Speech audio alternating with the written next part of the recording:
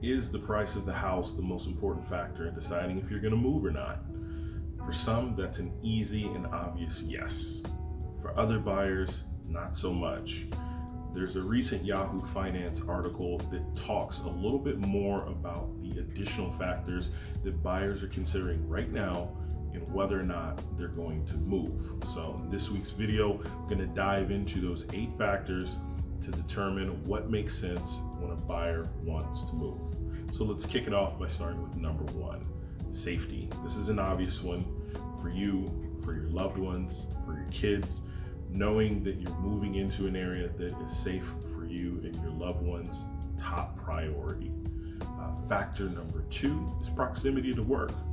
I'm here in Southern California, and we do have a thing called hyper commuting. It's people who actually have to drive 90 minutes or more one way just to get to work.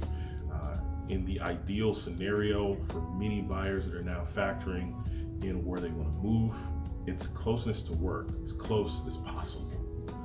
Factor number 3 is a not so busy area. And what this really just means is that you live in a quiet neighborhood, quiet cul-de-sac versus, let's say, living on the back end of a freeway or a busy street or intersection, just for peace or quiet. Most people are going to lean towards the quieter area. They don't like the hustle and bustle.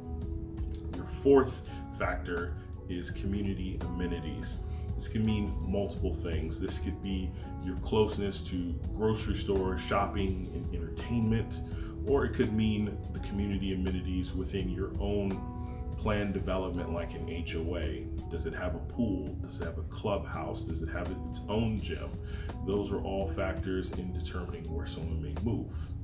Factor number 5 is low local taxes. So here in Orange County, in some of the newer areas where they're continually building up and doing new construction, you may have to run into something called Melrose. It's a special assessment based on the area you're in. There's places like Lake Forest, San Clemente, just to name a few, Ladera Ranch, Rancho Santa Margarita, and Rancho Mission Viejo, where you may run into Melrose. And it's an assessment that's used to help build up the infrastructure of a new area. So think roads, parks, maybe even school districts, things that need to be built up to continue to develop the new area. But it's taxes, right? And California is already an area that is heavily taxed. You may not want to move there just simply because it's just another tax that you're going to have to be bothered with. Factor number 6, great public schools. Now that is another reason why someone will live in different parts of Orange County. These are great schools out here. I'm in Santa Ana. I'm near Mater Dei, which is a very well acclaimed and respected school for not only its sports, but its academics. There's other parts of Orange County that you may want to move into because you know from pre-K through high school, you're going to have great options for schools for your kids.